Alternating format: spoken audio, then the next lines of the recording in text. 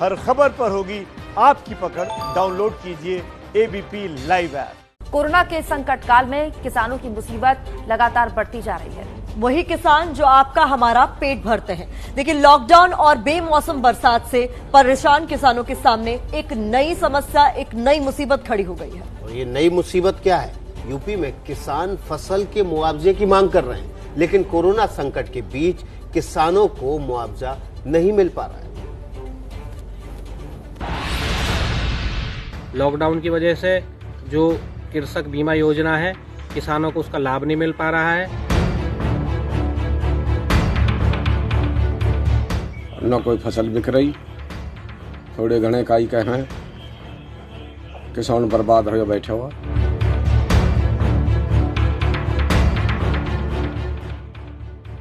Corona के संकट काल में किसानों की बेबसी की गवाही ये 3 तस्वीरें दे रही हैं। अन्नदाता पहले तो कोरोना और लॉकडाउन से परेशान था। खेत में काम करने के लिए मजदूर नहीं मिल रहे थे और न ही बाजार में खरीदार। इसके बाद किसानों की मुसीबत मौसम ने बढ़ा दी। बेमौसम बरसात और ओले से किसान की फसल बर्बाद हो गई। किसानों को उम्मीद थी कि फसल का बीमा मिल जाने से नुकसान कम होगा, लेकिन लॉकडाउन के कारण बीमा कंपनी के सर्वेयर भी किसानों तक नहीं पहुंच पा रहे हैं।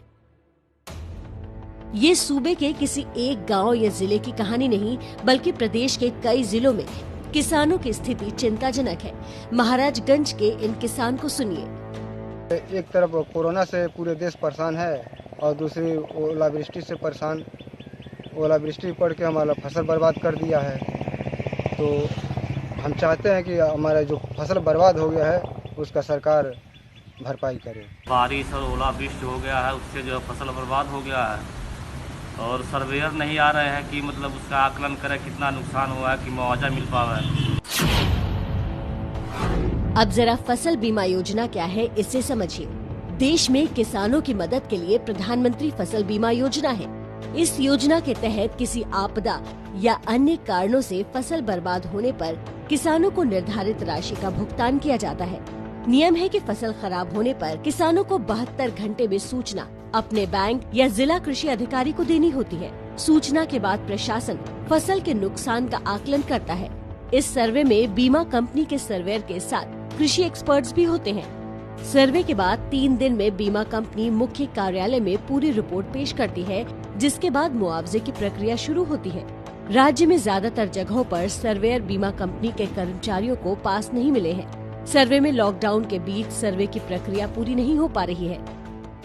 कहीं इस लॉकडाउन की स्थिति में पास न मिल पाने की वजह से या वहां पहुंच कार्यालयों के ठीक ढंग से न खुल पाने की वजह से, वाहनों के न जा पाने की वजह से, क्योंकि यह अंतर जनपदीय कार्य है, न कि केवल एक जनपद तक केंद्रित है, तो हम समझते हैं कि लाखों में ऐसे किसान हैं जिनको हम लोग फौरी तौर पर करोड़ों रुपए की राहत दे सकते हैं, जो कि टुकड़ों में होंगी, 50,000, 1 लाख, 2 लाख।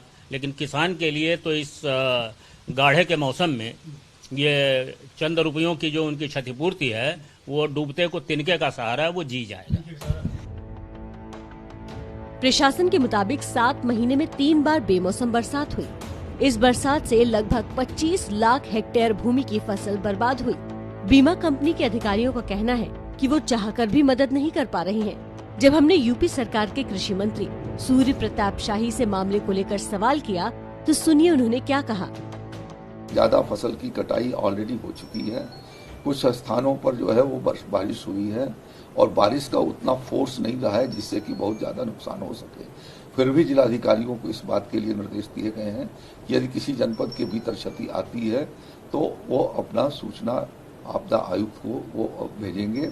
साथ साथ में कृषि विभाग ने जो फसली किसान प्रधानमंत्री फसली बीमा योजना के भीतर जिन लोगों का बीमा है, सारे कंपनियों को भी निर्देशित कर दिया है कि यदि किसान वहां पर अवगत कराता है तो उनके खेतों की वो सर्वे कर लें और सर्वे करने के बाद यदि कोई क्षति आती है तो उनको क्षतिपूर्ति की जाए।